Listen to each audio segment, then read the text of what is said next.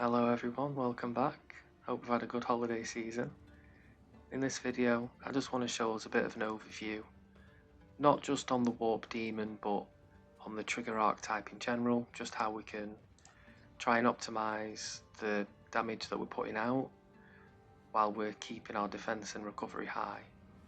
So I'll show a bit of a boss and then a bit of a map. The bosses will look like there are a lot more spells being cast, and that's just how energy works in Path of Exile 2. We'll go over that a bit later.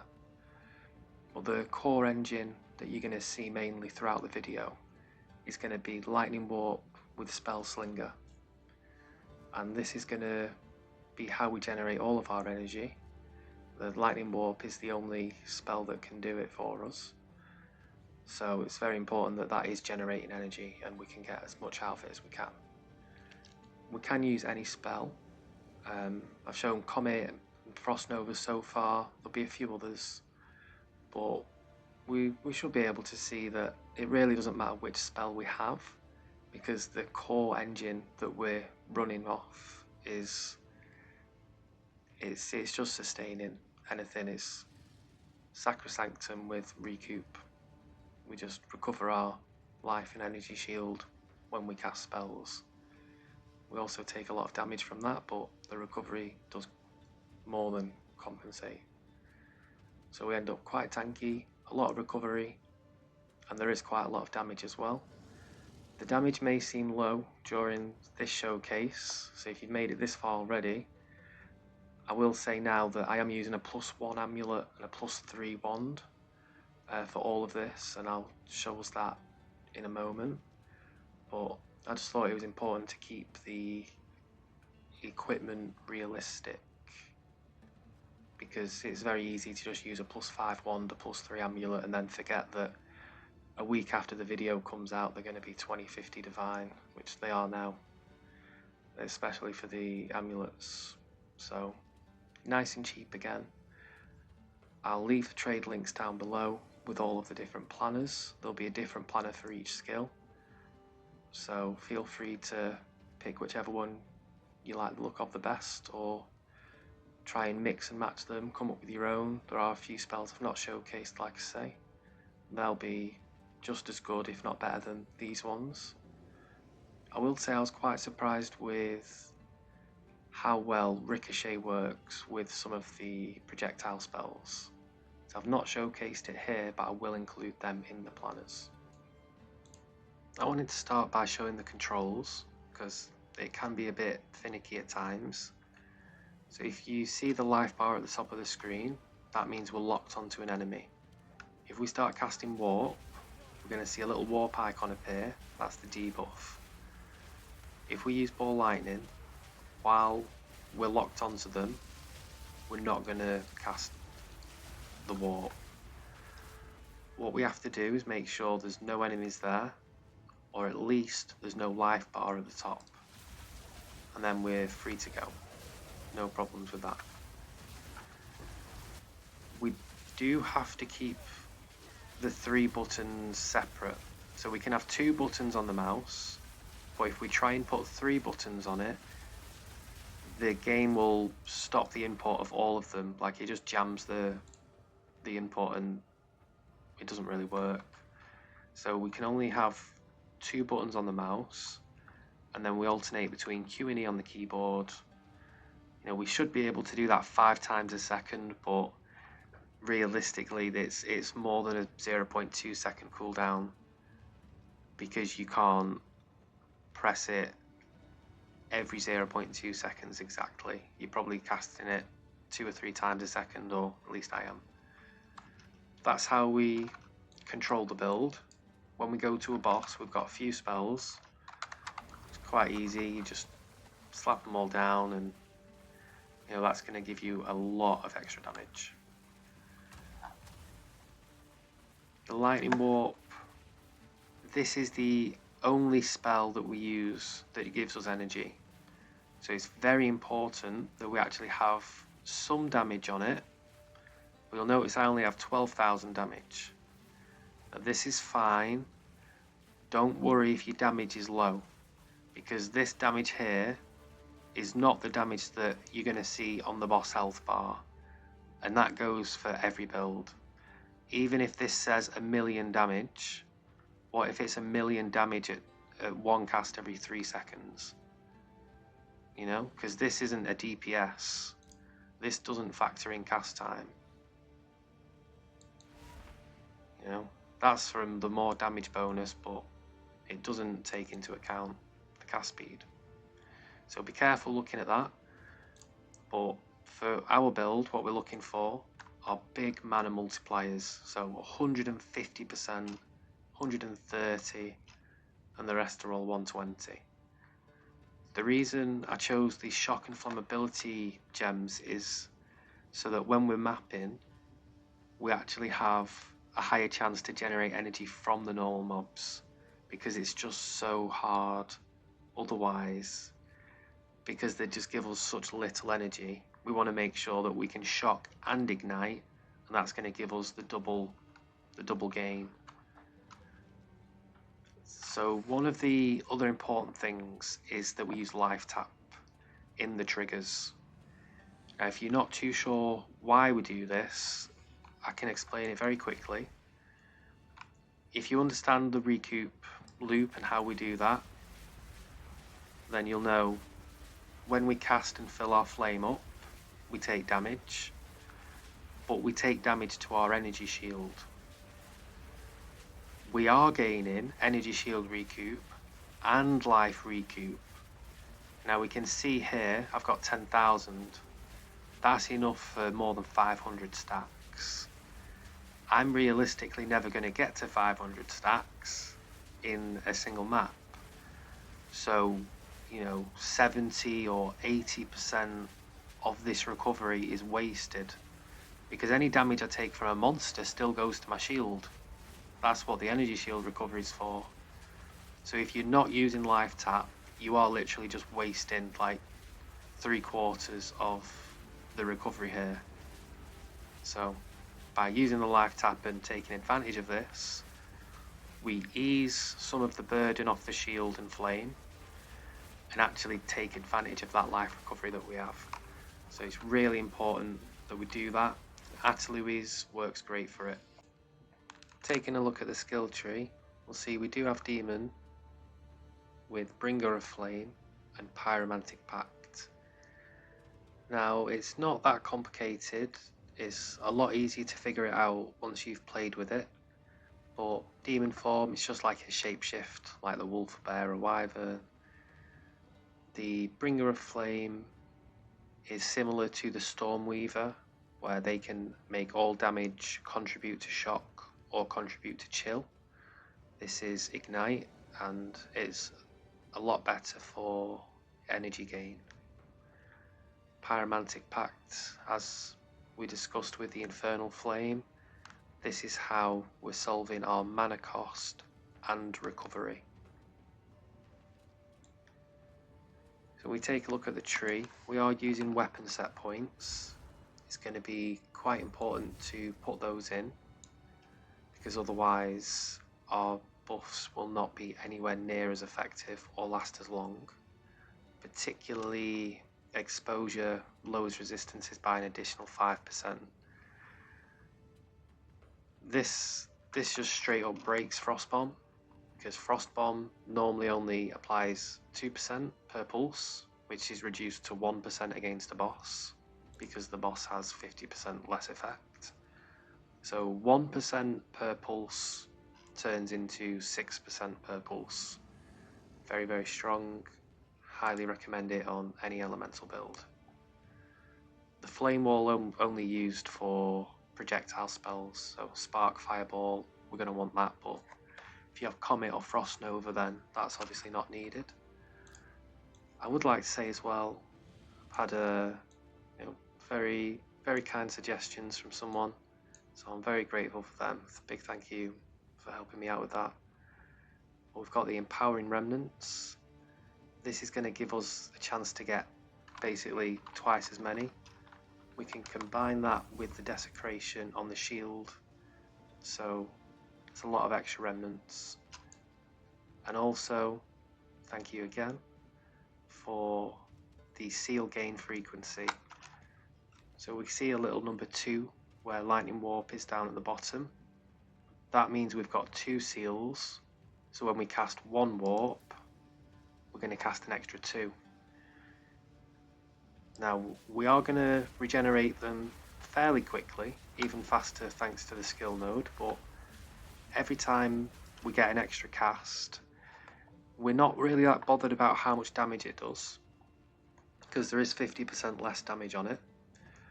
But the main thing is, it's like casting another spell that can generate energy. So it's just more energy gained with warp.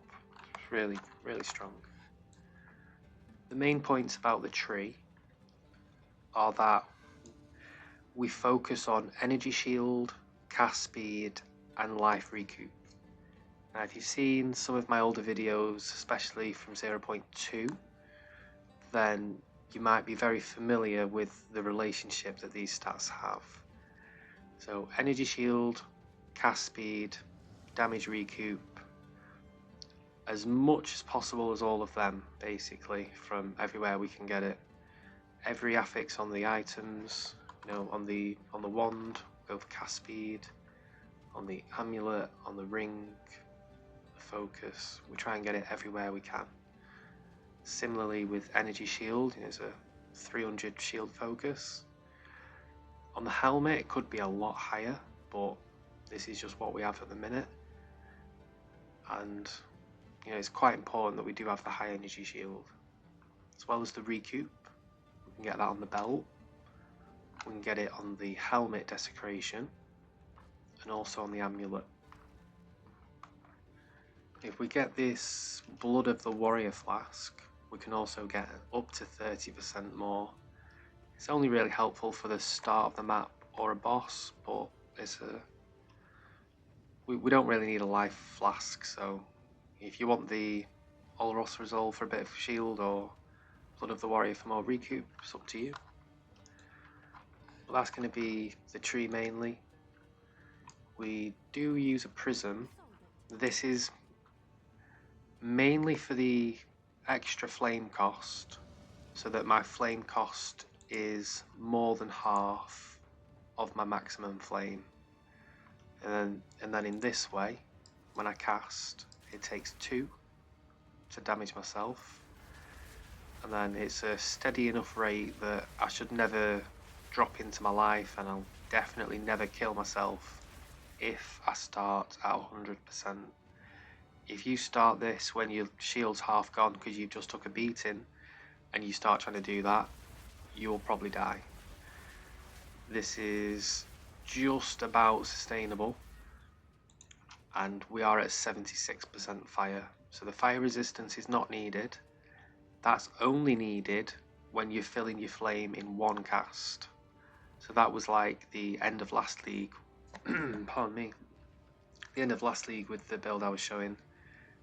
We were doing that in 1 cast, and we needed a lot of fire resistance because we just couldn't sustain it at the beginning. You can sustain it if you go slowly, and you'll actually get far higher values, but I don't recommend that if you're a new player. The From Nothing jewel that we get is for Whispers of Doom, and this is to give us Invocated Echoes. The invocation spells are Elemental Invocation and Spellslinger. Cast on Elemental Ailment, as well as cast on Critical, are not invocation spells, so they do not gain the bonus. The From Nothing jewel is not that expensive, I hope. I bought it for like a few chaos, but compared to the cost of an isolation, it seemed like a lot cheaper. And it also opens up the Anointment and Megalomaniac slot. The Megalomaniac for that was ridiculous as well. The Metamorphosis is a lot more affordable, and we can get quite a few good bonuses from this. So like I mentioned, we do get the Remnants, but Soul Bloom, this is probably key to not dying. and it's going to give us literally 20% more energy shield recoup. That's a bit of a translation from that, but that is how it works. And obviously the energy bonuses we have, this is mainly for Spell Slinger, because if we're not casting ball lightnings, we're not warping, we're not generating any energy then. So really important to have them, as well as the energized node. If you are struggling for ball lightnings, it's probably because your energy gain is too low,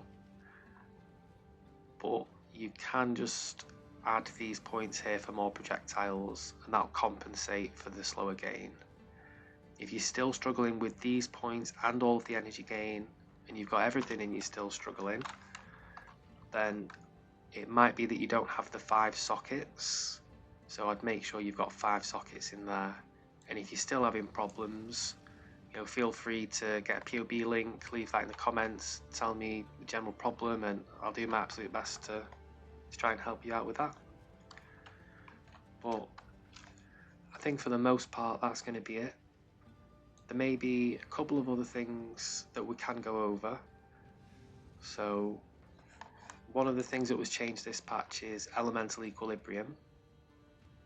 Now we generate lightning infusions with warp, so if we take this, we're going to create cold infusions. Pardon me. If we take the cold infusions, we can use Spark, Frost Nova, things like that. If we don't take this, we'll generate lightning infusions, and then we can use spells like Arc or Flame Wall. If we want to create fire infusions, we do not take this, and we put Living Bomb inside. I put it inside of Cast on Elemental Ailment. The reason I put Living Bomb in here, and I would do if I wanted fire infusions for Comet or Fireball, but the reason Living Bomb would go in this and not Elemental Invocation is that Elemental Invocation casts the spell where we're pointing. So wherever I'm aiming on the screen, that's where it'll cast it. Cast on Elemental Ailment will target automatically. So if you have any spells that you want to make sure always hit, so like a Comet, Comet is going to be much better off here in Cast on Elemental Ailment.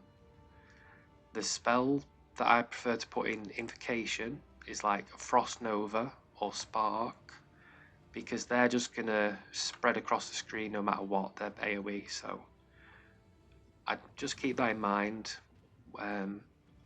If you're thinking that the spells aren't aiming properly, or you know, if you're missing a lot, then maybe try swapping them around with these and see if that helps. Like we said, Lifetap very important, and any projectile spell that you use, I highly recommend Ricochet. So like I said, I didn't include that in the showcase for obvious reasons, you'll find if you try. But yeah, I mean, I already tried to keep my gear low, so these are just like the cherry on the cake if you made it to the end. But yeah, this is ridiculous. So I'll also say about the charms, because this could help some of you stay alive. Our life's going to go up and down like a yo-yo. It's going to be crazy when we start triggering our elemental invocation, because we can cast like 15 sparks at once. We're going to lose all of that life. We will recover it, but just for a split second, if we're poisoned or bleeding, it can kill us. So having these charms, it just stops. It's like a line of defense against that. And it's also the reason why we don't take heavy buffer. Because if our life drops from any reason, if we're triggering demon form, maybe a bleed or poisoning does get past, any amount of damage that we take while we're at low life is just going to kill us. And not only damage from other monsters, but damage from ourselves. So if you do take this node and you suicide, you are killing yourself from this node, because the damage that hits the shield is bypassing it and hitting the life.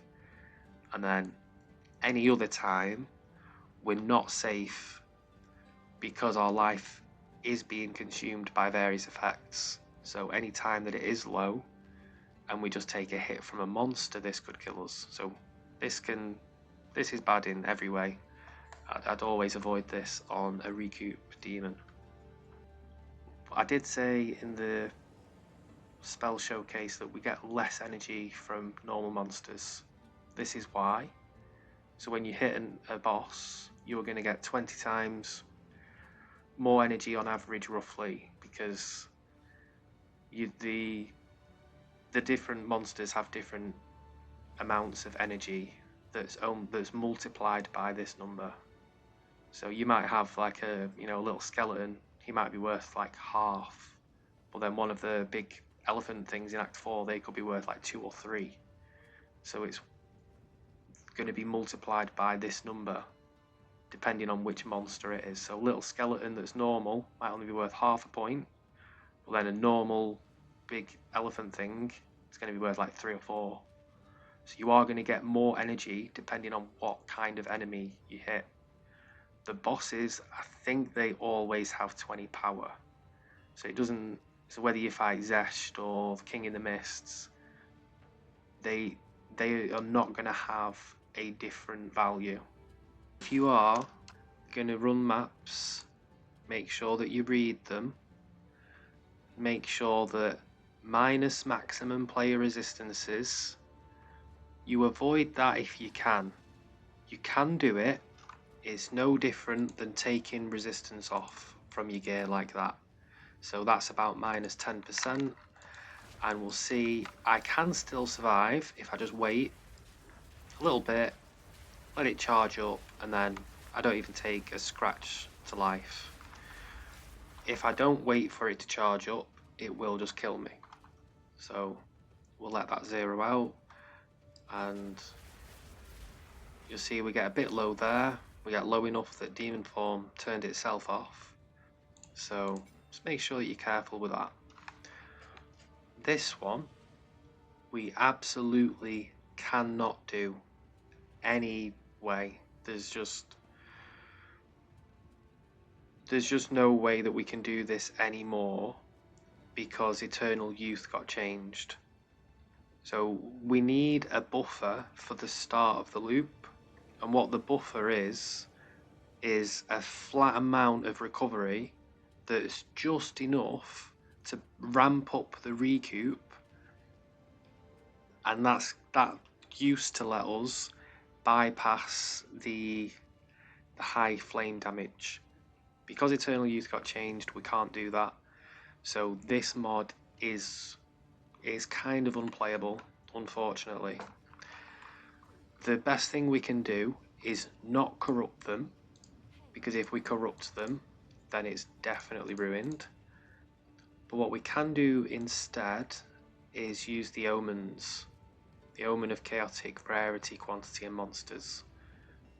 I recommend the rare and magic monsters because you can get rare monsters have 1 additional modifier.